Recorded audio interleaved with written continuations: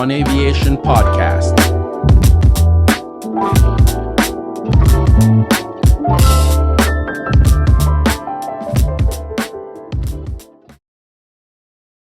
All right, hello everyone, and welcome back to another episode of the On Aviation podcast. I'm your host, Orlando Spencer, and with me, as usual, is Daniel Nzioka, and we're here to discuss today. What we're going to be talking about is the jobs market. There's a lot of talk about the jobs market lately. We've always trying to keep up with the job market itself, and so we want to talk a little bit about that in general, and then talk a little bit more about what this means for the aviation industry. I just turned over a little bit here to Daniel to just give some opening remarks on this topic. Daniel? Sure. Thanks, Orlando.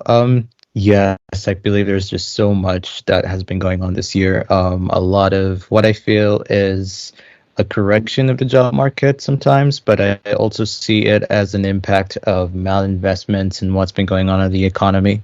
So I think there's much more to dig into that. I feel like it's something both good and bad, but we'll see how it goes. All right, thanks, Danny. And just a reminder, listeners, whenever we talk anything about jobs market, the economy, we're always trying to reference this back to the aviation space. That's what we're concerned about, and that's where we're at. So let's start real quick let's talk a little bit more about an overview of the job market. So based on the BLS, the Bureau of Labor Statistics, their numbers showing the unemployment relatively flat throughout the last 3 months, right? January, February, March, with March showing 3.6% unemployment, January showing 3.4, February showing 3.6, and March showing 3.5. So it went down a little bit in terms of unemployment, but still higher than January. And so these things fluctuate over time in the months, but we should take a look at what's going to happen moving forward. So the job market, they say we're creating jobs. In fact, we didn't create as much jobs as were expected, but the job numbers are still high. Bear in mind, guys, that a lot of these jobs that we're seeing are not full-time jobs.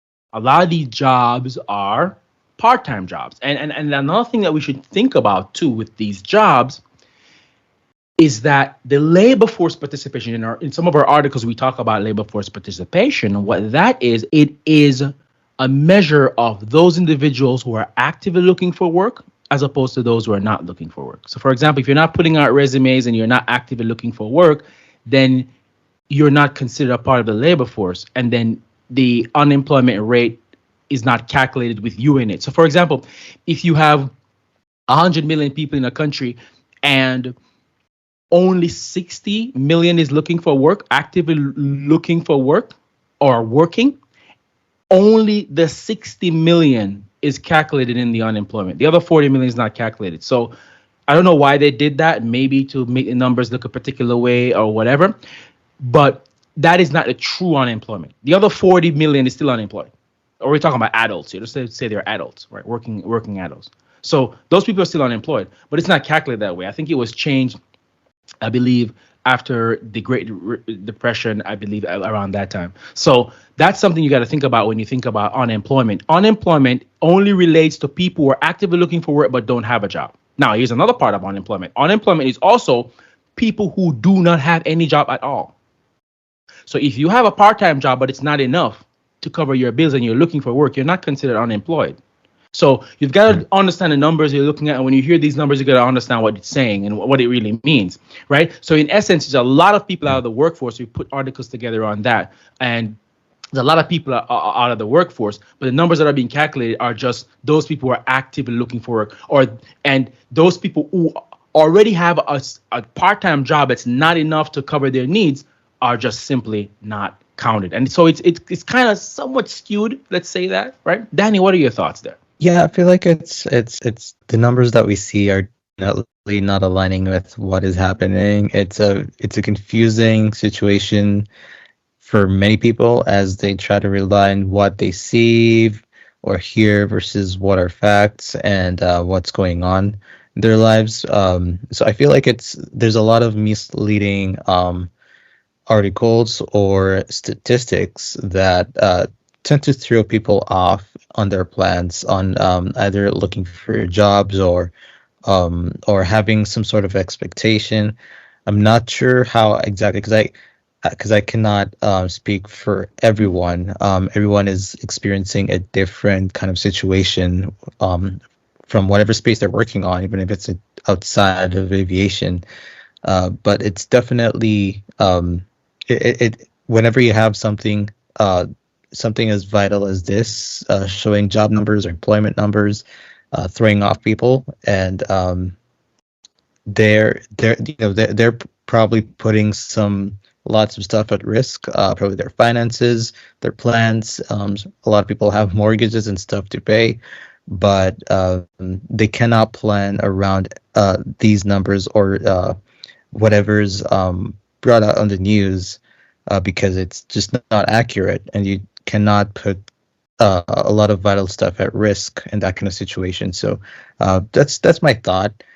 Yeah, I have to agree with you on the whole distorting the information thing. Because literally what you're saying is that because the information may not be as accurate, or let's say the information does not match reality, people tend to make the wrong decisions. It's almost like interest rates. When Yeah. interest rates are low, people think that they can just go out and borrow because interest rate will stay low all the time, but then that causes malinvestments.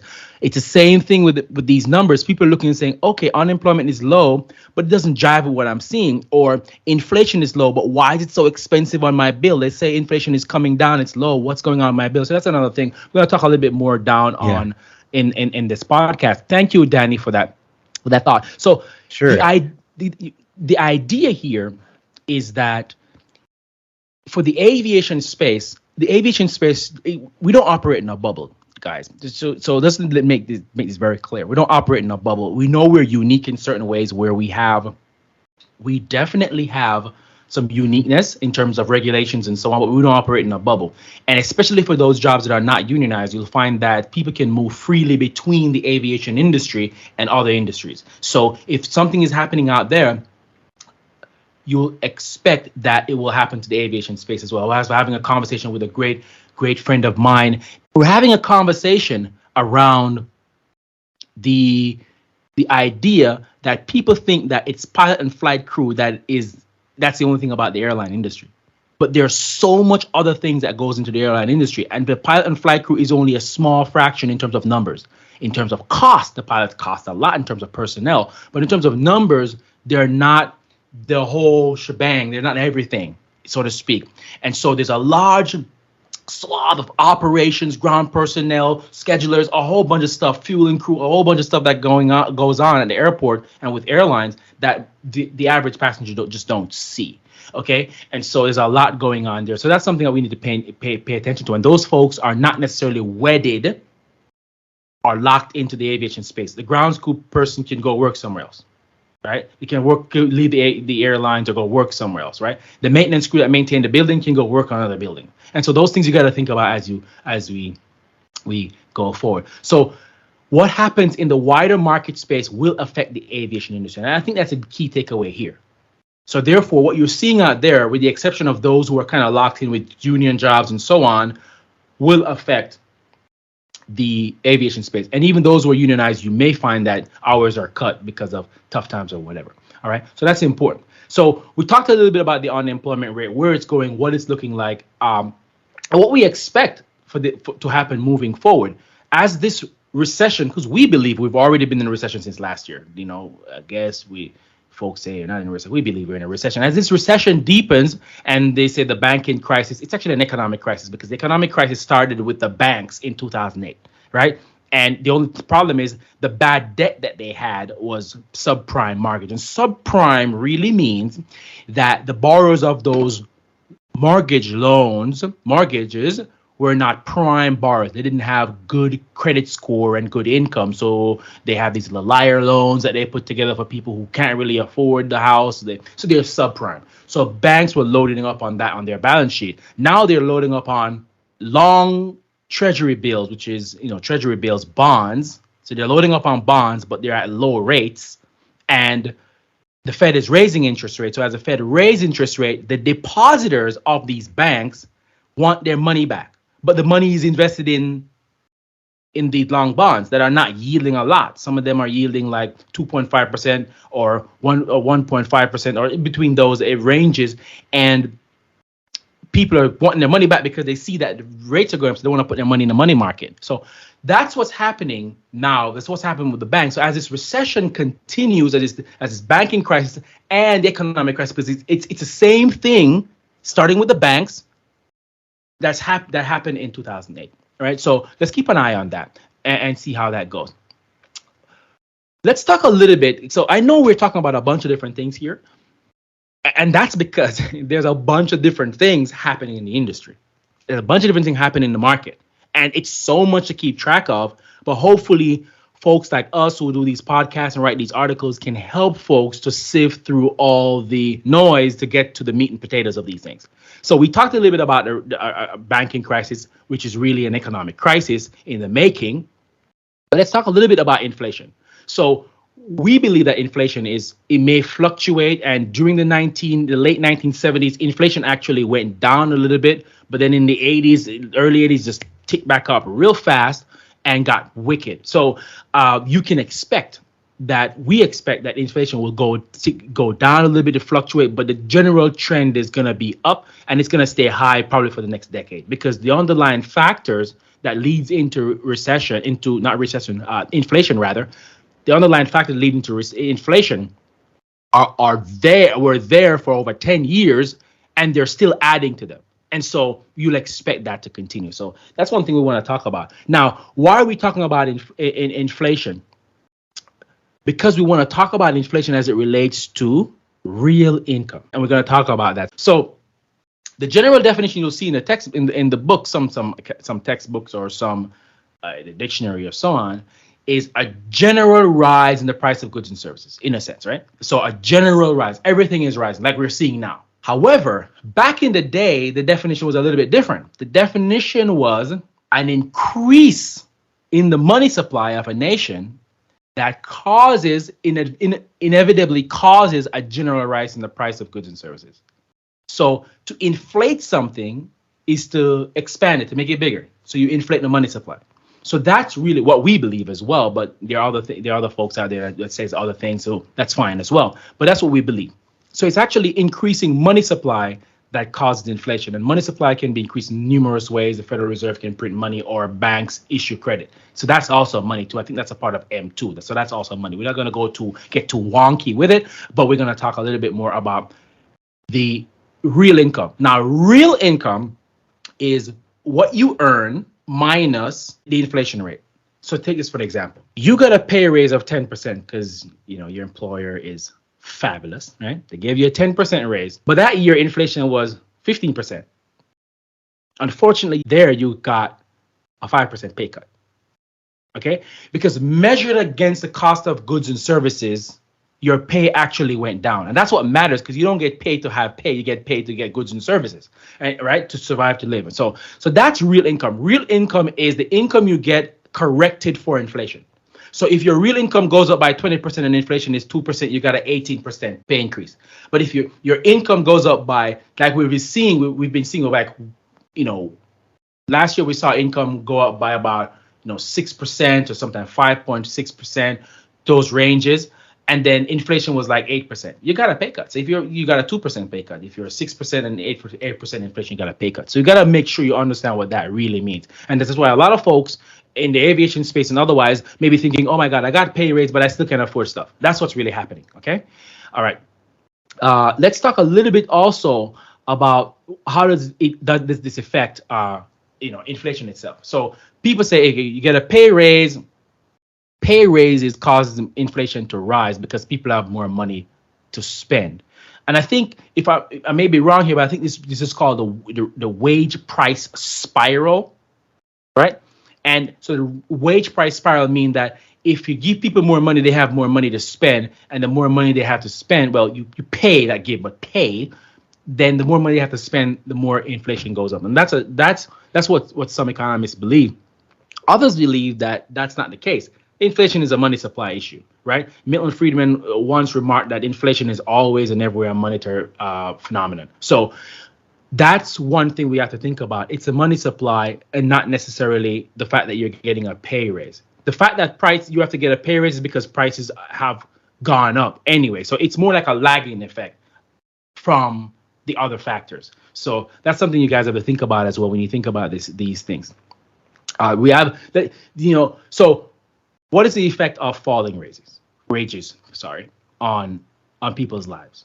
It means that you're not going to be able to afford more. And you're seeing it now. You see people are taking on 2-3 jobs. They're taking on these extra jobs. So you see this. So that's something that you're going to expect moving forward. If inflation keep creeping up, companies are going out of business, laying off people, mean less income to people. People are taking on more of these part-time jobs that you see in the job numbers. It means that because real income is falling, people work more, and then that shows up in the unemployment numbers as increase employment. But to the normal person in the real world, it doesn't sound like that to me because I'm still struggling. That kind of explains what's happening. All right, Danny, I want to hear your thoughts on all that there real quick. I know I said a lot, but really want to hear your thoughts on that. Yes, I think it's different for everyone when it comes to understanding inflation. Some people have a different opinion on it. As I have the same view in on seeing it as being able to not afford the regular things as prices go up and high, and that's just that's a result of printing money. The main thing about this is that a lot of people do not take into account the price increase that happens over years, and they just tend to think that things are just okay. So people spend more money instead of trying to save or account for how much price have gone up. And I think sometimes it might be due to ignorance, but I think over the past few years, it's been happening at a faster rate that a lot of people who are not well educated on this topic are just not seeing it at all or not experiencing it until it catches up with them eventually. My friend, you said something there that's very, very, very important to point out. And that is people don't realize that inflation it happens over time. In other words, the thing is cumulative. So if you experience 8% 2020, 6% 2021, 6% 2022, or say it's 10% per year. 10% per year for 4 years. Mark our words, you just lost 40% of your purchasing power over 4 years.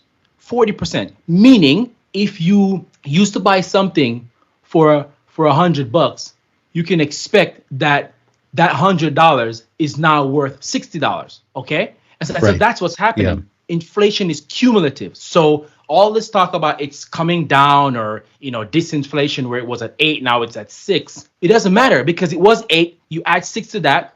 Okay, you get 14. What was it before? 9. Okay, add that to it. Okay, and that's what's really happening. Mm-hmm. Right. So that's a great point you made there just now. I think that's one of the main things that people from this podcast regarding inflation.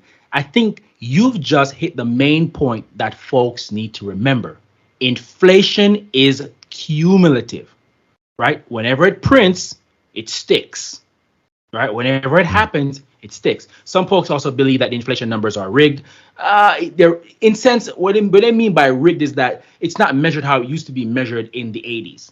right? So the inflation numbers in Right. the 80s were measured a little bit more aggressively. Now it's measured for hedonics and substitution. And we can talk about those in the podcast dedicated to inflation. We'll talk about that.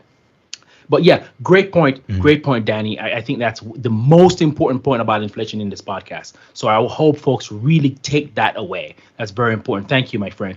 Let's talk a little bit about the job prospect and the future of real income in the aviation space. The aviation space, there will be creating jobs in the aviation space. And that's one thing about it, because it's so regulated, depending on the country you're in, depending on how free the aviation, free market, the aviation economy, the aviation industry in your country is. Say China, the Chinese government will always support the aviation industry, and whatever they need, they'll make sure that they support that industry. And any of those Chinese airlines, where they're supported by the government, if they need support in a tough, they get support. The U.S. government too, they support the airlines. We saw that during the lockdowns and the pandemic, they supported the airline with funding, even though the airlines were flying empty sometimes. So we'll see that. So therefore, it may be a little bit more lagging in the aviation space in terms of jobs and real income, but it will happen primarily with folks who are not necessarily wedded to that industry, like those ancillary folks and auxiliary folks we talked about earlier. That you'll see the issue there, where real wages fall and people are trying to do things outside the industry itself. And that's very, very, very important to remember, that again, the aviation industry do not operate in a bubble. And that's one thing we've got to bear in mind when we talk about this stuff. All right. The other thing we want to talk about here as we wrap up this podcast is, so how do the workers and the professionals and those folks who work in the aviation space, as a career in the aviation space or work in the aviation space, cope with falling real income?